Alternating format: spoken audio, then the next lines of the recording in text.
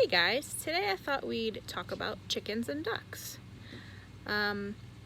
More so why we chose to have chickens and ducks on our homestead and kind of what goes into keeping them. We'll show you our morning routine and give you just an idea so you can see if that's something that would work for you. There's a lot of different reasons people would have chickens and ducks on their homestead. So I'm going to run down my little list of why we've decided to keep them. Maybe that makes sense for you. Watch and find out.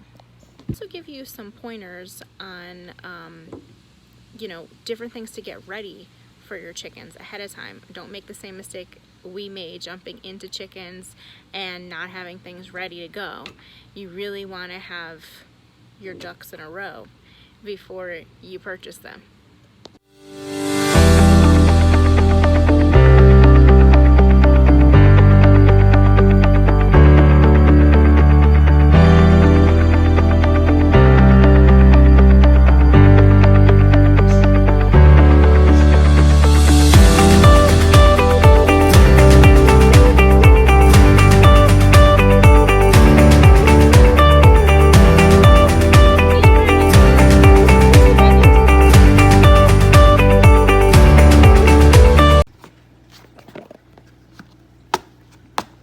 Starts with the boots. Hey guys, welcome back to Hippie Harvest Homestead. I'm Farah. This little guy here is Jameson. He comes out every morning. I have him strapped to me and we get going with our chores. The first thing that we do in the morning is go let everybody out. The chickens, the ducks, and then we feed Olivia. Olivia's our pig.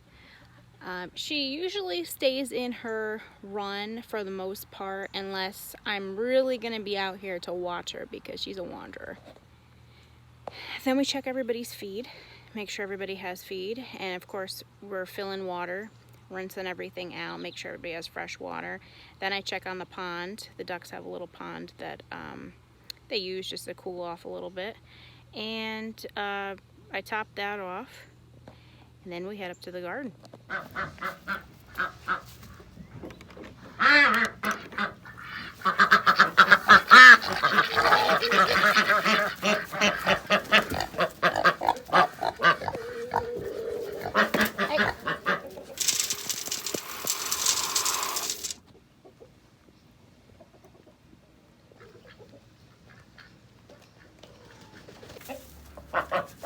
Good morning, Mildred. Mildred here has been sitting on her clutch for probably a week and a half now or so. So we're not getting much for chicken eggs right now. We do have a couple of duck eggs here that were just laid on the ground because ducks will just lay their eggs anywhere. But there are definitely many, many, many other uses on the homestead for chickens and ducks. Ticks. Chickens and ducks eat ticks, bugs.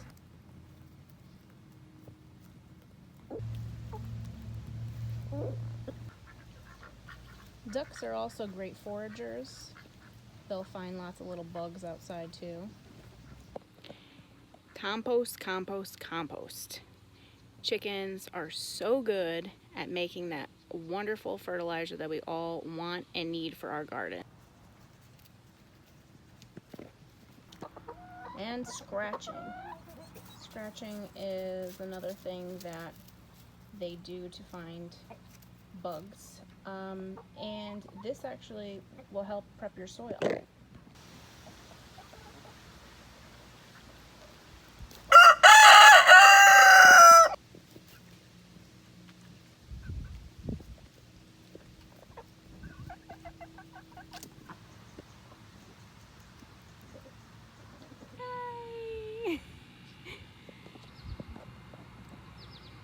Funny.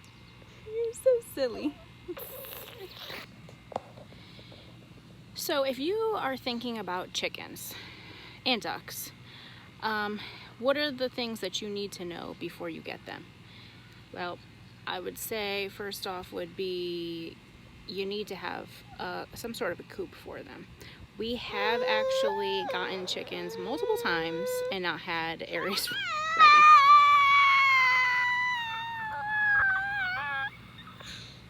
Okay, so like I was trying to say there, you want to make sure that you have some sort of shelter for them.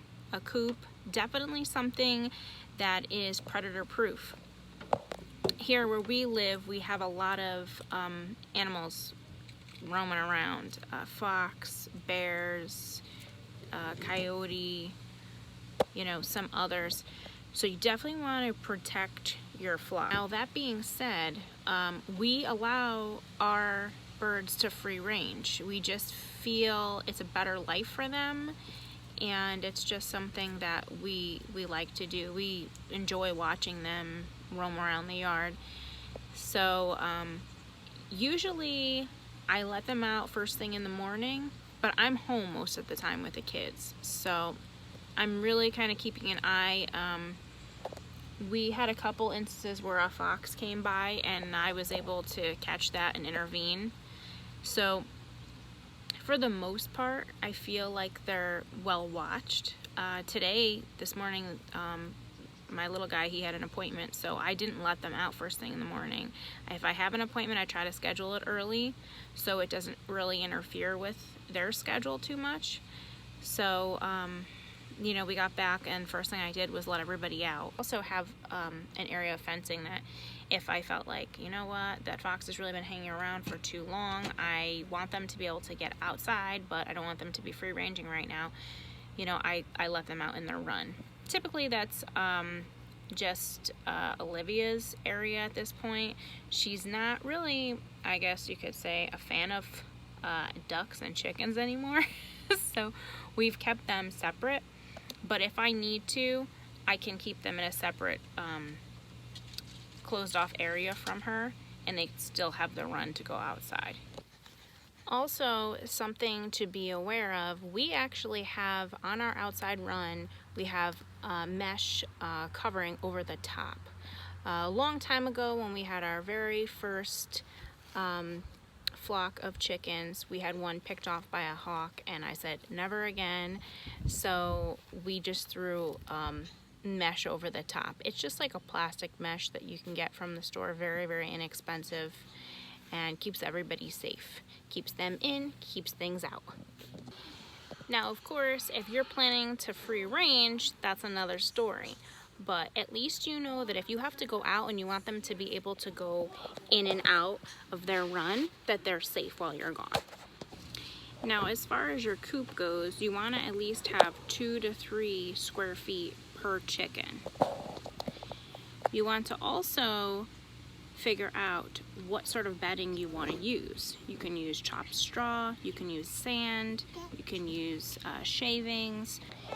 Currently, we are using chopped straw in our coop, but I will be changing over because we're actually going to be moving our birds, and the current coop is just going to be home to our pig Olivia. So at that point, we will be switching over to sand.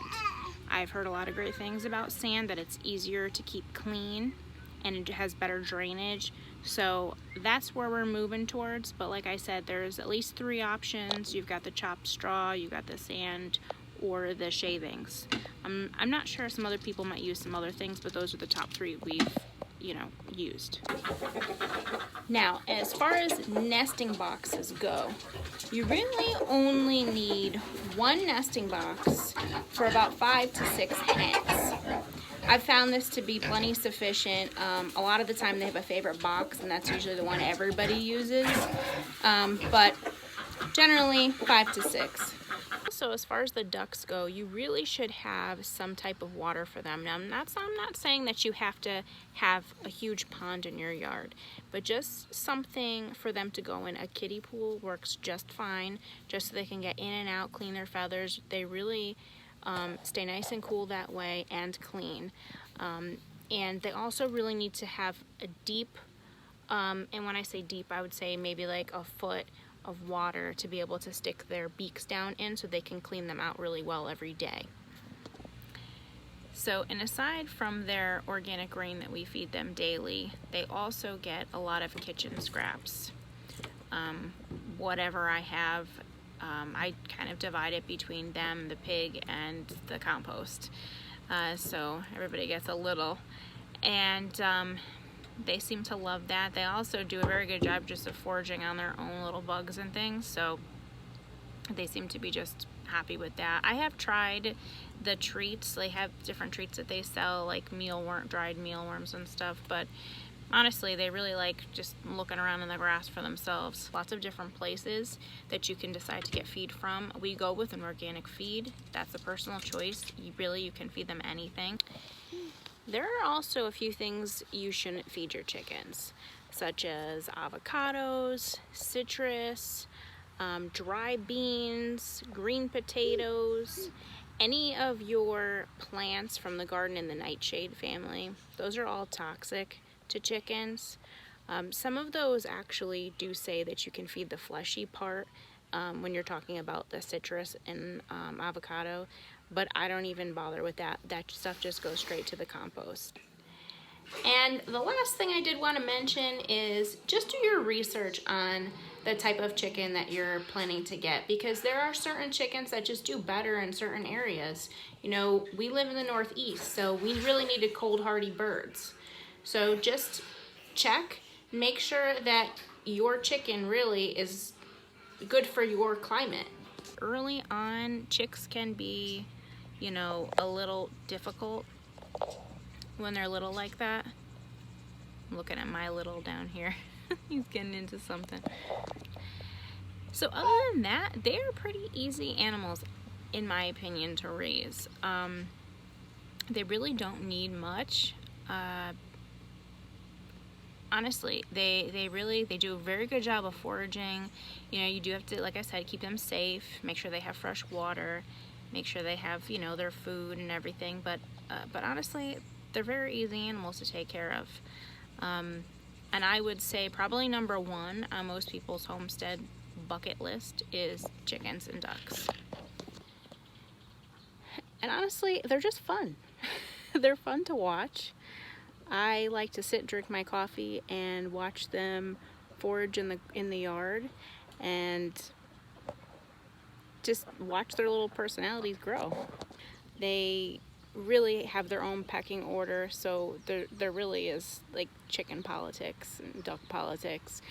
So they're just fun to have around. Hopefully you found this video helpful. See you next time.